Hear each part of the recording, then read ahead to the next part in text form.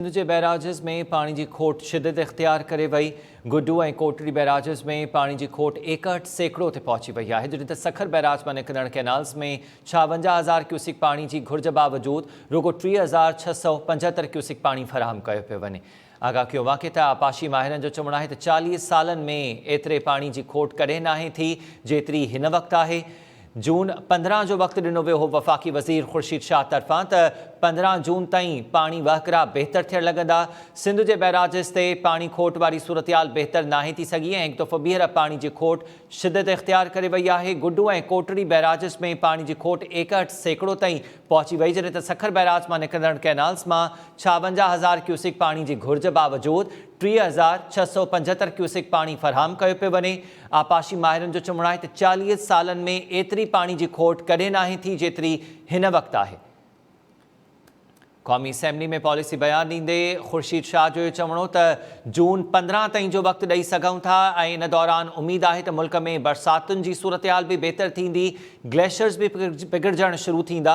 वाज़िह आहे त पंजाब में इन वक़्तु मुख़्तलिफ़ बैराजिस ते मुख़्तलिफ़ दरियानि में पानी वहकरा बहितर आहिनि ऐं एतिरी खोट नाहे, जॾहिं त सिंध जे बैराजिस ते मुसलसल पानी खोट खां पोइ हाणे सूरतयाल ॿीहर ख़राब थियण लॻी। गुड्डू ऐं कोटड़ी बैराजिस वटि पानी जी खोट 61 सैकड़ों थी वई आहे हिकु दफ़ो ॿीहर, जॾहिं त सखर बैराज मां निकिरंदड़ कैनाल्स में 56,000 क्यूसिक पानी जी घुर्ज हूंदी आहे इन मौसम में, पर हिन वक़्तु रुगो 3,675 क्यूसिक पानी फराहम कयो पियो वञे।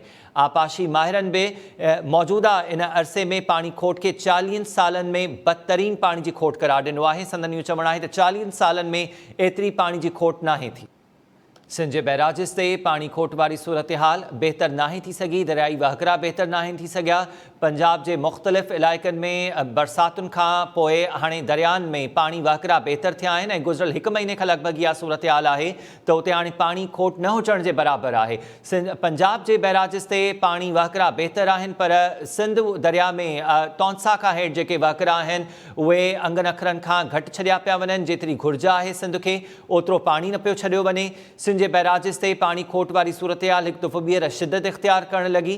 गुड्डू ऐं कोटड़ी बैराजिस में पानी जी खोट 61 सैकड़ों थी वई आहे, जॾहिं त सखर बैराज मां जेके 7 कैनाल्स निकिरंदा आहिनि उन्हनि में हिन वक़्तु हिन मौसम में 56,000 क्यूसिक पानी जी घुर्ज हूंदी आहे, पर रुगो 3,675 क्यूसिक पानी फराहम कयो पियो वञे। इहो घुर्बल पानी घटि हुजण सबबि पुछड़ जे इलाइक़नि ताईं पानी न पियो पहुचे।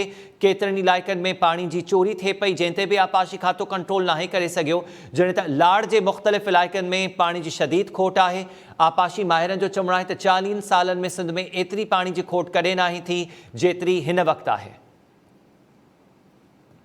वाज़िह रहे त आपाशी पानी ऐं वफ़ाक़ी वज़ीर पानी वसीलनि बाबति वफ़ाक़ी वज़ीर ख़ुर्शीद शाह इहो चयो त 15 जून ताईं सूरत हाल बहितर थी वेंदी, दरियाई वहकरा बहितर थींदा, जंहिंखां पोइ सिंध में जेका पानी जी फरहामी आहे उहा यकीनी बणाए सघिबी। उन पंहिंजे गुज़िरियल बयान में बि इहो चयो त हाणे पंजाब में त उन पानी फराहम करे छॾियो आहे, पर सिंध खे उहो अञा ताईं पानी फराहम नाहे करे सघियो।